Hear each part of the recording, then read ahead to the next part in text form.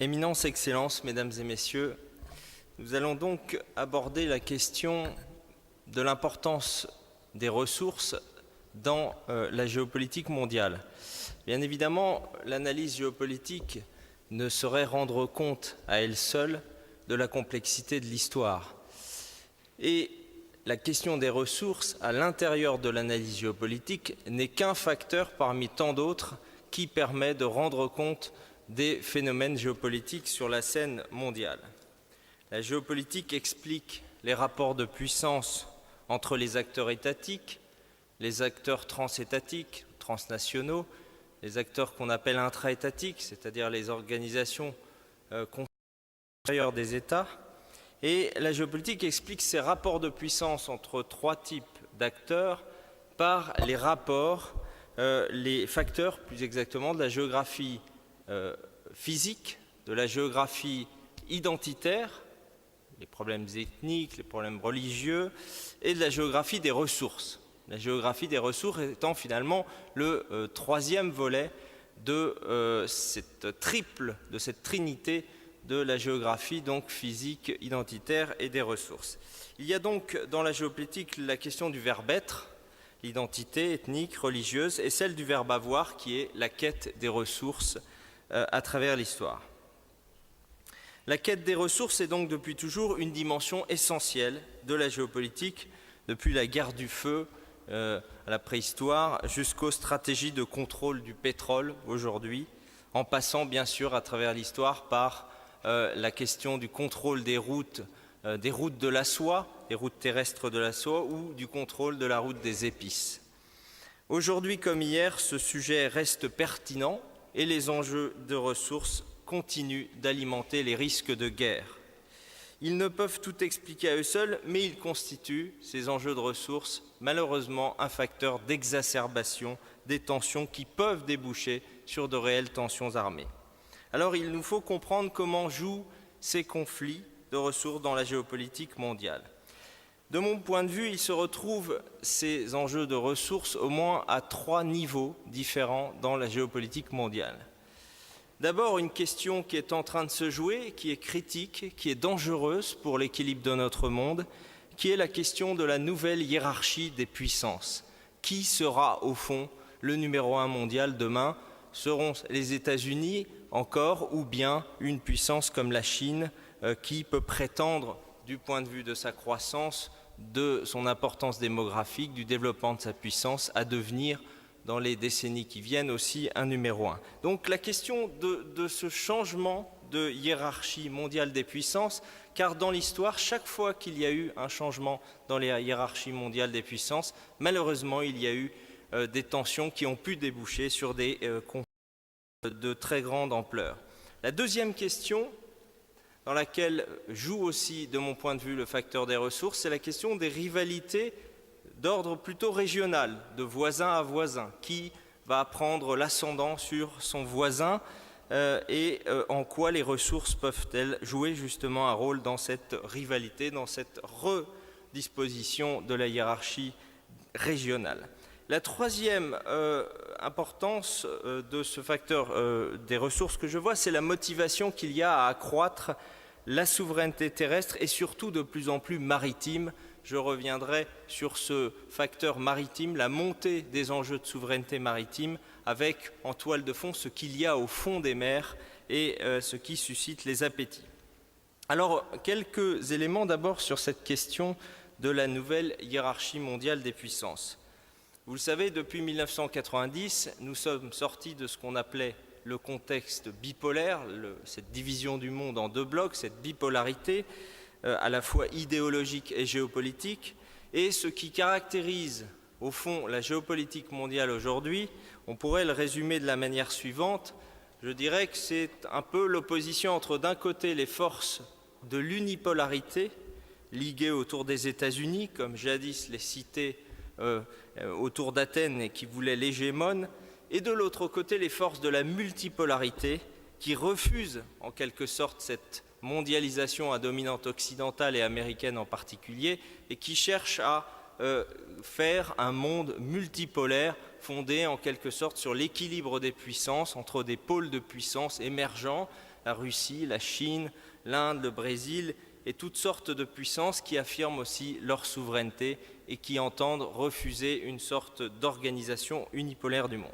Et on voit bien que dans la géopolitique mondiale, c'est de plus en plus cette tension entre deux projets antagonistes, la poursuite d'une mondialisation à dominante occidentale qui s'est déployée depuis 1945 essentiellement et qui s'est accélérée avec l'effondrement soviétique, et de l'autre côté, ce nouveau monde multipolaire dont on parle, à la fois multipolaire sur le plan géopolitique, peut-être monétaire demain si la suprématie du dollar est mais aussi culturel bien sûr, et sur le plan également des religions. Les forces de l'unipolarité, qui sont pour l'essentiel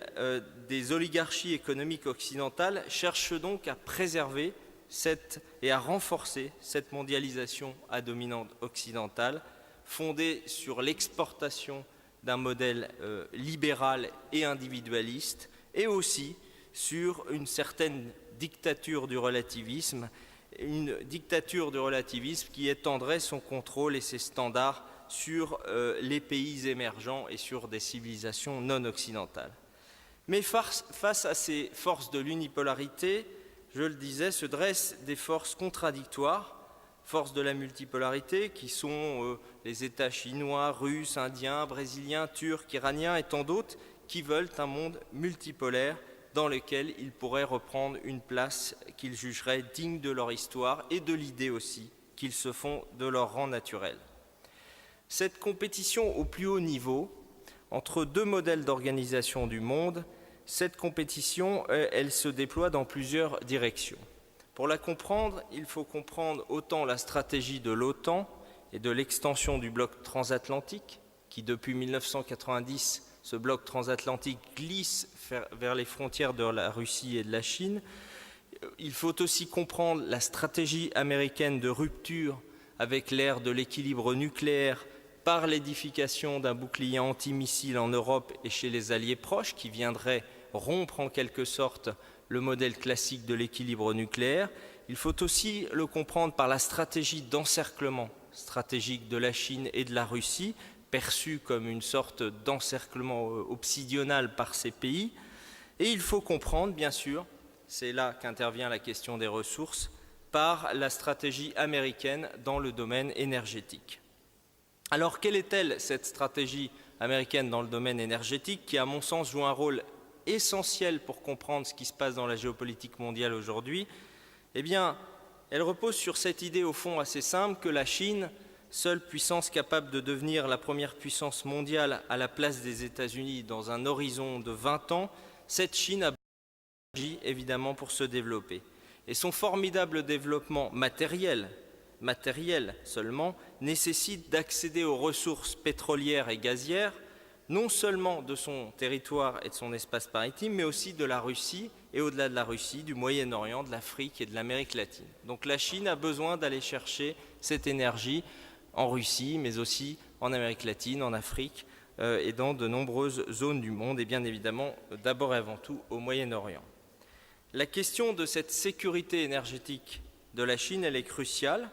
Elle implique que celle-ci, d'une part, cherche à diversifier ses énergies, c'est-à-dire qu'au-delà du pétrole, elle va s'appuyer bien sûr sur le charbon, mais aussi sur d'autres types d'énergie, sur les énergies alternatives, mais elle implique aussi la recherche du pétrole et du gaz, y compris le gaz liquéfié, tous azimuts.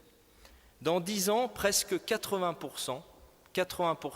du pétrole du Moyen-Orient ira vers l'Asie, et la Chine en particulier, pas seulement la Chine, l'Inde bien évidemment, et d'autres puissances. Dans ce contexte, pour les États-Unis,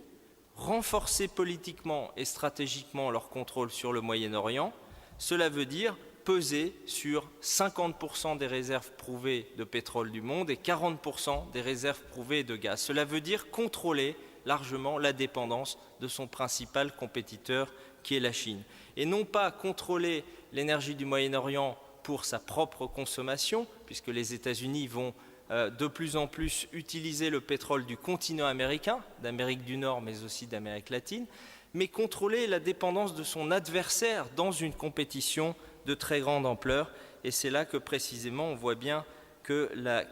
le conflit pour la ressource risque de s'amplifier dans les années à venir.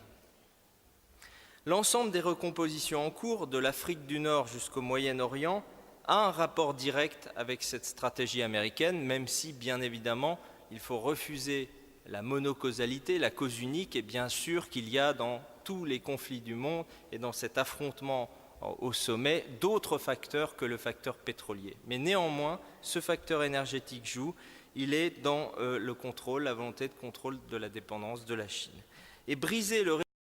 d'Al-Assad a pour but principal pour les Américains et pour leurs alliés de permettre au Qatar de faire passer son gaz sur le territoire syrien en direction des ports méditerranéens, de la Syrie puis de l'Europe, donc d'affaiblir le poids stratégique de la Russie sur l'Europe, laquelle l'Union européenne dépend fortement par ses approvisionnements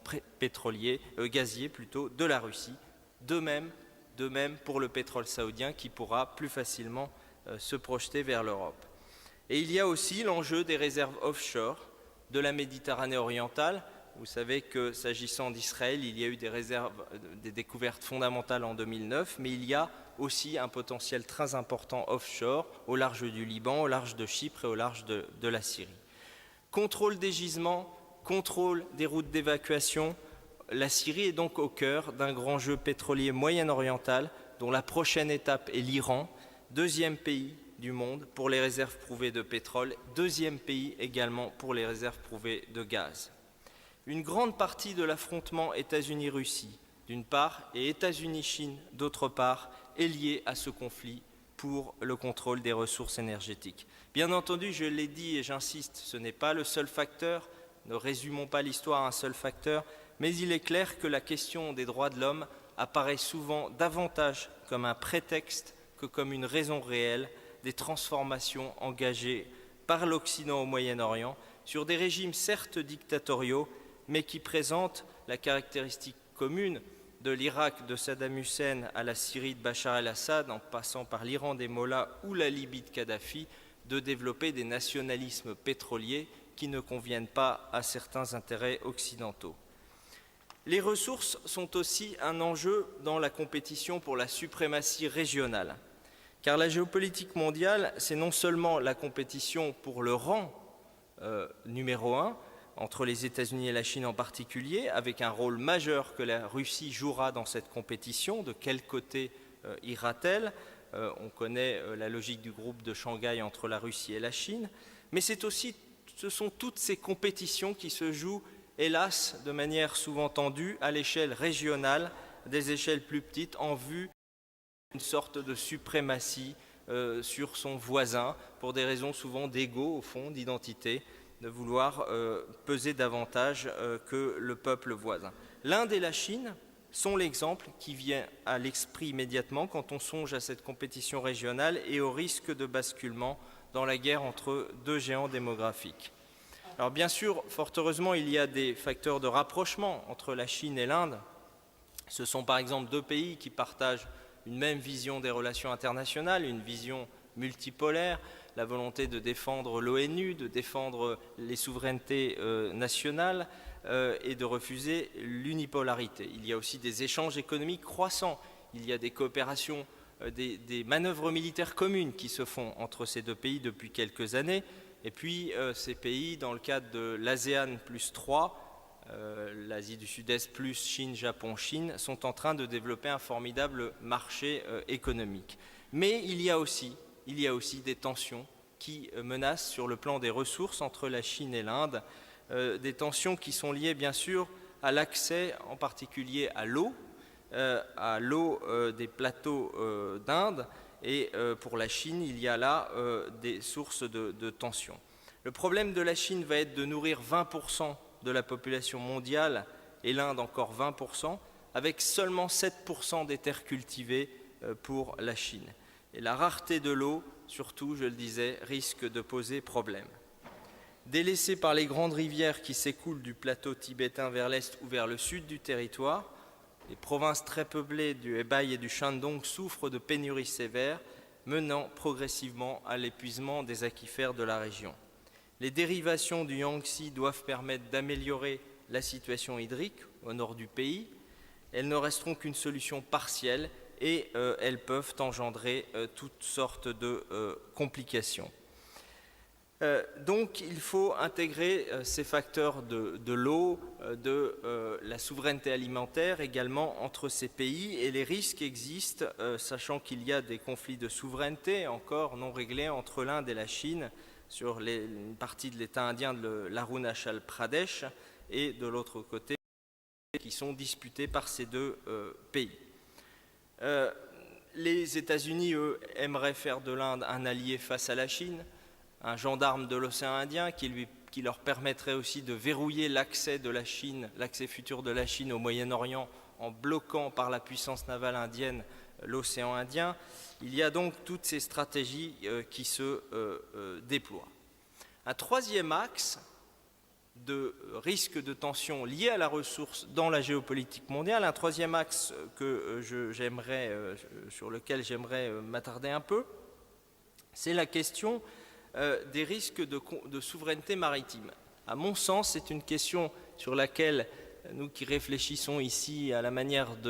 d'atténuer les tensions et d'amener les hommes et les peuples à réfléchir aux moyens d'établir la paix, nous devrions anticiper, à mon sens, cette montée des questions de souveraineté maritime qui, je le pense, malheureusement, vont tendre les rapports entre beaucoup de pays dans les années à venir. Car autant la question de la souveraineté terrestre est une question à peu près réglée dans l'ensemble des sphères du monde, moyennant quelques tensions encore qui existent, frontalières entre des pays, mais disons que l'essentiel des conflits de définition des frontières terrestres a été réglé dans le monde, ce qui explique en grande partie d'ailleurs un effondrement fort heureux du nombre de guerres interétatiques, avec en revanche une montée des conflits intra-étatiques. Mais ce qui est en train de poindre malheureusement, c'est le problème de la souveraineté maritime. Et là, il y a au fond deux conceptions qui s'affrontent. Une conception qui est liée à la liberté de circulation sur les mers, conception que défend très logiquement la puissance qui a la plus forte puissance navale et qui contrôle les routes maritimes, les États-Unis, qui sont très favorables au maintien d'une liberté de circulation et qui veulent éviter l'émergence de souveraineté étendue des États ayant des accès maritimes. Et de l'autre côté, depuis la Convention de Montego-Bay de 1994, une montée de la logique de souveraineté nationale à des degrés divers en matière de souveraineté maritime, avec, ce que vous le savez, ces notions de zone économique exclusive qui permettent d'étendre la souveraineté, d'extension du plateau continental, qui donne 350 000 nautiques en plus, et donc qui permettent là aussi d'étendre fortement la souveraineté. Ça, je crois que tant en Asie, on le voit déjà avec un certain nombre de tensions entre Chine, Japon, les Corées, plus au sud, Philippines, Vietnam, Indonésie, mais aussi en Amérique latine ou dans d'autres sphères du monde, la question de la souveraineté maritime, de la définition des lignes de souveraineté à des degrés si divers, je le rappelais, qui vont de la mer territoriale jusqu'à l'extension du plateau continental, cette question va occuper et risque de nous occuper et de créer des tensions dans les années à venir. D'autant plus qu'il y a bien sûr en dessous, sous ces masses d'eau, il y a les réserves, les ressources offshore de pétrole, de gaz que l'on peut aller chercher par le progrès technique de plus en plus profond. Il y a les questions qui avaient été ouvertes dès les années 1980 des nodules polymétalliques, mais il y a toutes sortes d'autres nouvelles formes d'énergie que l'on voit arriver, qui sont les hydrates sulfurés, enfin toutes sortes d'enjeux qui vont attiser la question de la souveraineté maritime. Et il y a, me semble-t-il, là un véritable sujet. Quant à la souveraineté terrestre, je le disais, il ne faut pas l'enterrer trop vite non plus. La tension sur la souveraineté terrestre, non pas tant à cause de la définition des frontières qu'à cause justement de la souveraineté alimentaire et de l'accès aux terres fertiles. Car de nombreux pays du monde n'ont pas d'autre choix aujourd'hui pour améliorer leur sécurité alimentaire que de choisir ce que l'on appelle l'externalisation de l'agriculture ou l'acquisition de terres, en anglais le land grabbing, le fait d'aller chercher des terres dans des pays qui ont des terres fertiles quand on n'en a pas soi-même, de les acheter. La Chine, par exemple, contrôle aujourd'hui 2 millions d'hectares en Asie et en Afrique, les États du Golfe, qui sont démunis sur le plan agricole et qui importent 60 à 90% de leur alimentation, ont aussi acquis des terres, notamment en Afrique et en Asie,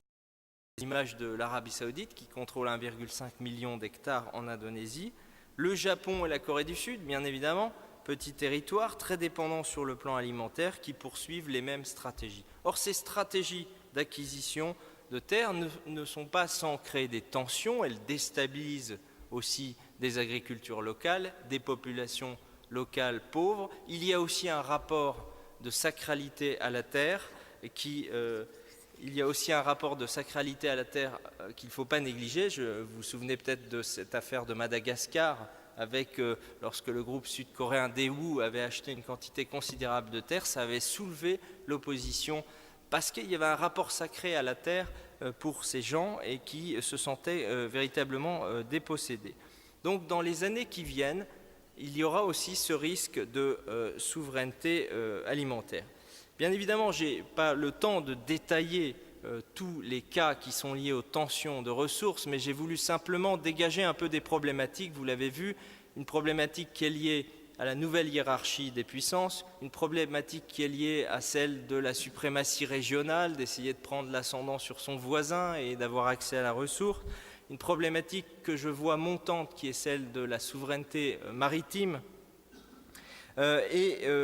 d'autres problématiques qu'on pourrait analyser, les questions des métaux stratégiques pour les puissances industrielles, les terres rares, etc., qui sont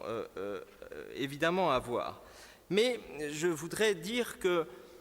en même temps, en tant que géopolitologue, je ne fais pas partie de ceux qui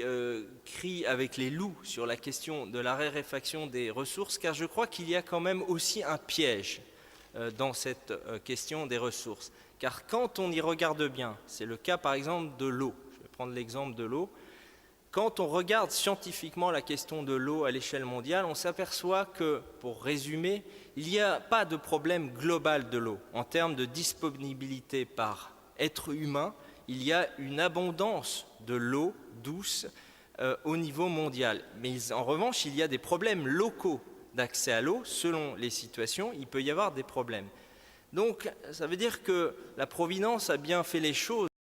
a été pourvue suffisamment et qu'il ne faudrait pas tomber dans une logique qu'on entend assez facilement, qui sous-tend en réalité une